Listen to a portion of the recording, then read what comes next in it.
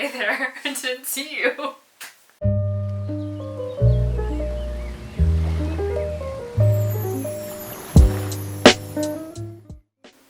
That's weird, there's no one there. Oh wait, is that the ghost of Denise's channel?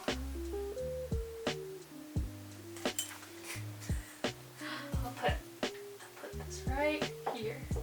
Is it in frame? Hi everyone! So my name is Denise and this is the first video where I'm like talking to you face to camera. Usually it's been shot tabletop, so you can only see my hands in my planner, which I haven't done a video on this channel for more than a year, I think.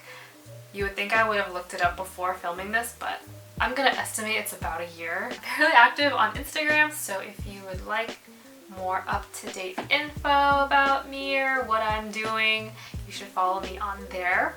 Back to YouTube. Like I said, I used to make videos, but excuses, life got busy, and then I just kind of had this weird feeling of like, I didn't know how to come back to YouTube, and then I realized that it doesn't really matter, it's just YouTube. Let's keep it very casual, and I guess the reason why I want to go back to YouTube is because I'm an avid YouTube viewer. And I know I'm not alone in that, like, when you watch YouTube videos, in the back of your mind you're like, oh, I wish I could create content like that too. So before, I was really embarrassed about my YouTube channel. In fact, if anyone really brought it up, or one time a friend like Chromecasted onto the big screen TV, I was so embarrassed that I teared up and I wanted to cry, which I'm trying to reframe my thinking and just, like I said, keep it casual and make it fun. It is something that I've been wanting to do, like front-facing videos as well, so why not do it now? So I hope you don't mind a change in content. I will still be doing mostly crafty, planner-related videos, but maybe I'll sprinkle here and there like an old vlog or a baking video because I love baking.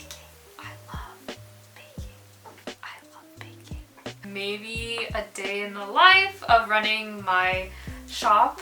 Maybe even like a seasonal favorites video, not like a monthly one, can't commit to that yet, but seasonal I think I could do. And starting with fall, which is my absolute favorite season, should be pretty easy. So yeah, I just wanted to do an introduction showing my face because maybe you'll see it more in the future, and I hope that you stick around for whatever content I put out. I am still a little bit hesitant because I don't think I have the YouTube personality. Oh, I don't know what to do with my hands. I don't think I have the YouTube personality, or maybe I'm not that funny. I think I'm just like funnier in my head and I'm a little bit awkward, but maybe someone will enjoy. I guess if this fails or I'm not interested in it anymore, at least I can say I tried. Because I know there are lots of people who haven't. Alright, let's get to the main part of the video, which is a jetpens.com haul, and they're actually based really close to me. I'm from San Francisco and they're in San Jose, so they're like an hour away. Alright, if you made it this far, thank you so much. Let's get down to the stationery information.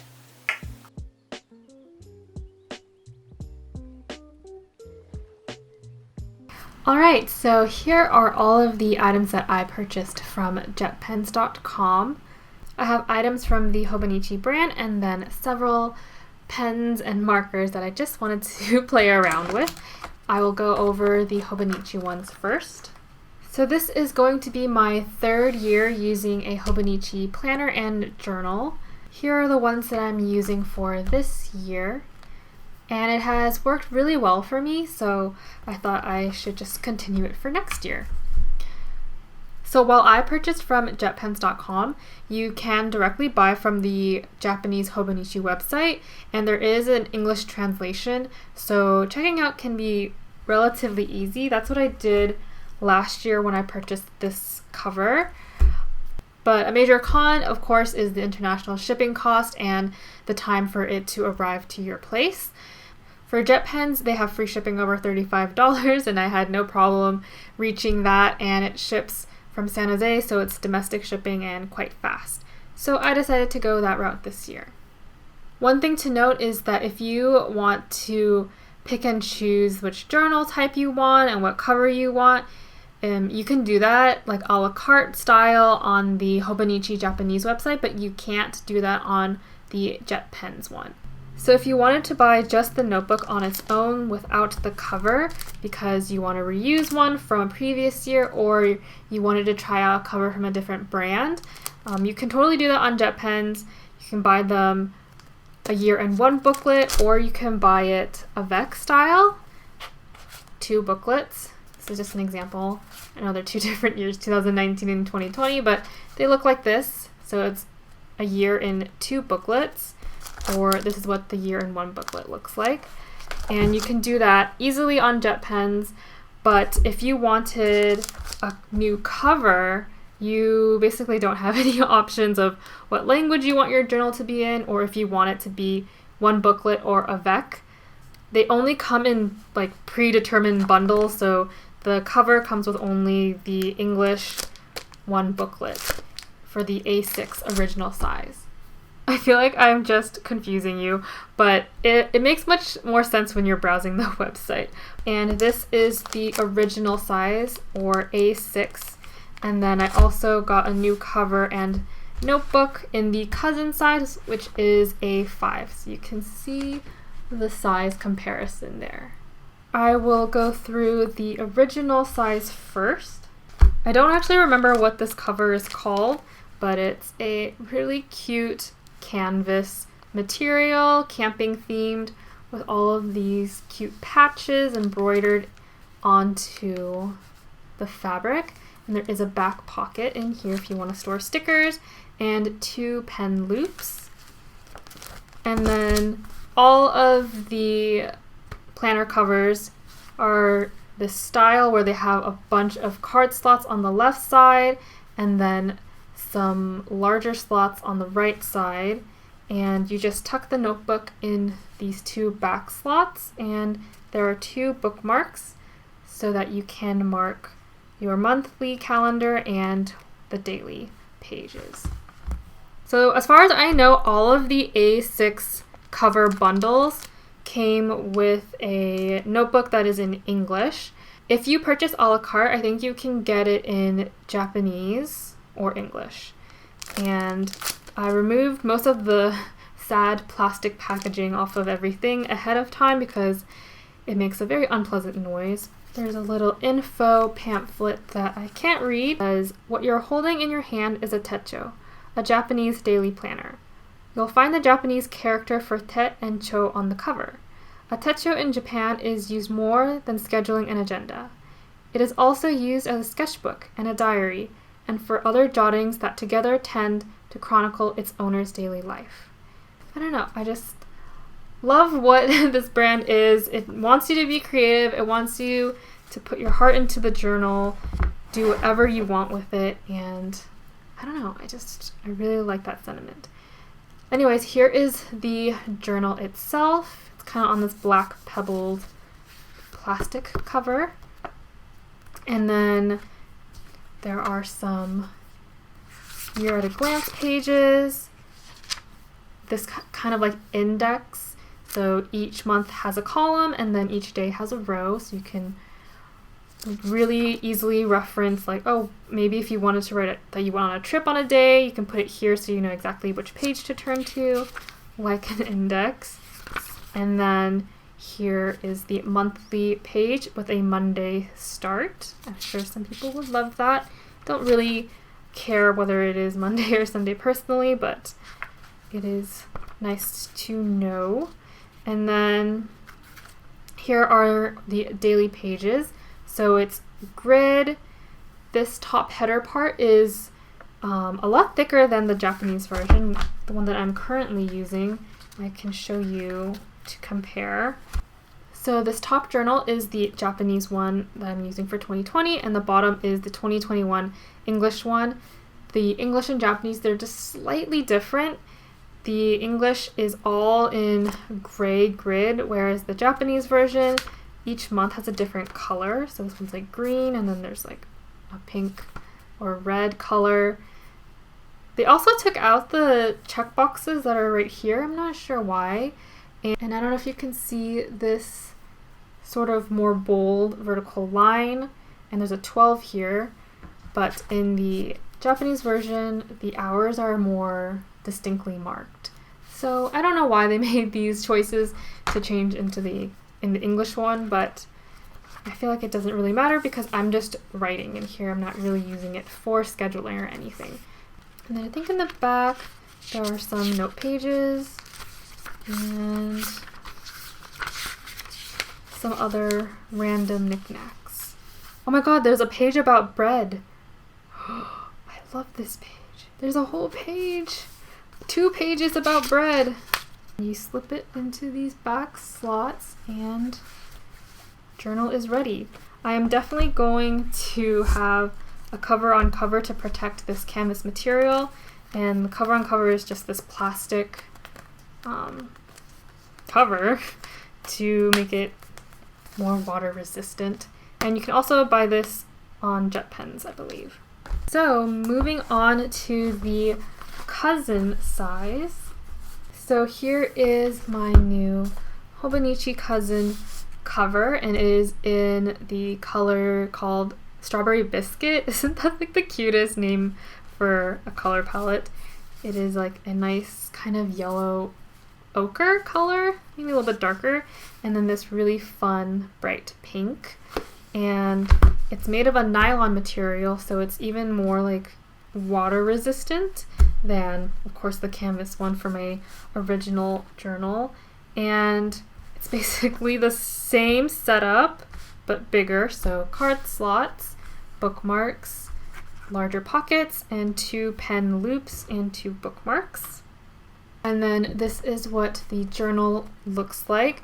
So again, since I bought a new cover, it came with 1 booklet, and I think it defaulted to the Japanese version, which is fine. I don't really pay attention to the quotes at the bottom. I can't read it anyways, but it has all the different colors in the daily pages. The same setup, but like a lot bigger. They have a little hourly section on the left, and then just a whole bunch of grid and some checkboxes at the top. And it's a very similar setup to the original size. Yearly calendar, an index, and then the monthly. And then it moves on to the weekly pages. And I really love the weekly pages. It has hourly marked on the side of each column, and it goes from 5 a.m. all the way to 5 a.m. So 24 hours available for whatever lifestyle or work shift you have. And then there is a portion over here that you can write whatever you want. I do like habit trackers, happy mail, and weekly tasks, and it's fully grid paper. The grid boxes are definitely on the smaller side. I have quite small handwriting, so it works fine for me, but if you have larger handwriting, it might be an issue. And then from the weekly, it turns into the daily pages, and it just goes on for every single day of the year. And each month changes color. And then at the very back, there are some things in Japanese that I can't read. Do they have a bread page too? This one doesn't come with a bread page. Sad. Oh well, that's okay. Anyways, and that is a quick flip through of the Hobonichi Cousin notebook. I forgot to show what the Avec Cousin looks like. So just imagine 2 of these booklets. This is the thickness difference. I don't fill my cousin up with too many stickers, only in the weekly section. But yeah, I use some stickers, but definitely not as much as my Wonton in a Million vertical inserts. I hope in the future I can do some journaling videos or plan with me's in the weekly spread of the cousin, If you're interested, please let me know. It gives me encouragement to get a move on and actually do those videos. Now let's move on to the pens and markers that I got. Starting with the more fun item, I have a pack of the Zig Clean Color Dot markers, and I did do a swatch page so that you can reference it. So here are all of the marker swatches.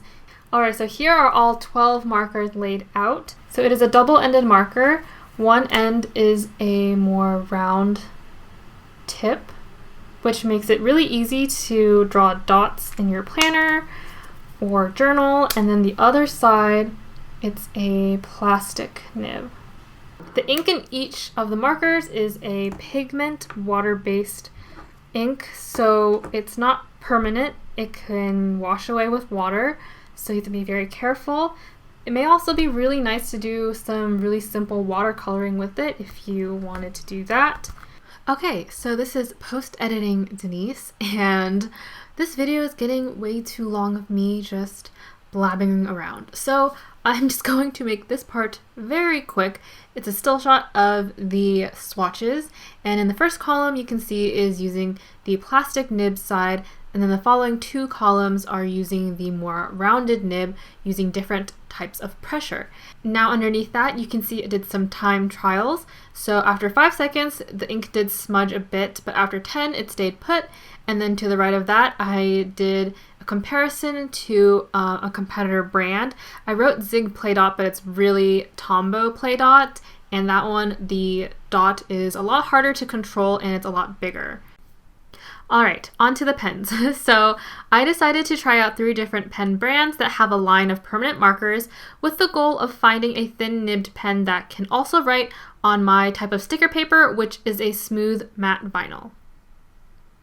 Before this order, I had been using the Symbolium permanent marker, which has been circulating around the planner community for a while, but it was a little on the thicker side, so I wanted to see if there were other options.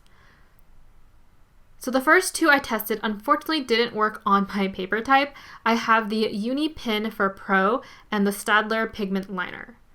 Both smudged, but I found them to be nice pens to use on the Hobonichi notebooks. I don't even think I mentioned this in the flip through of the notebooks, what a fail, but they use a special thin and smooth paper called Tomoe River paper, which is great for watercoloring and a lot of different mediums, but markers tend to bleed through them easily since markers are usually dye ink.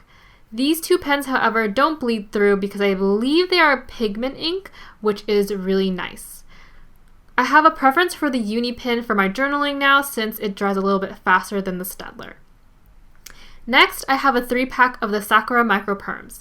JetPen sells these pens individually, but they were sold out at the time, so I opted to get the 3-pack. This pen I found can write on my sticker paper, which is great, but definitely not Tomoe River paper. It will definitely bleed through and mess up the previous page, which makes sense since it is a dye ink, and it states that it can write on multiple surfaces because of that dye ink. Alright, thank goodness I'm going to stop talking now. That was an extra long video. I'm sorry that it was that long. I rambled a lot, but I hope you got some good information about either jet pens or Hobonichi or any of these pen brands through this video. And please comment and subscribe for your support, thumbs up the video and all that jazz. I will talk to you in my next video, which hopefully won't be in a year. Bye!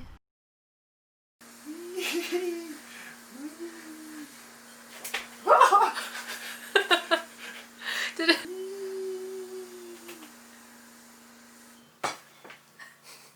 Did it show my tummy? I don't think so.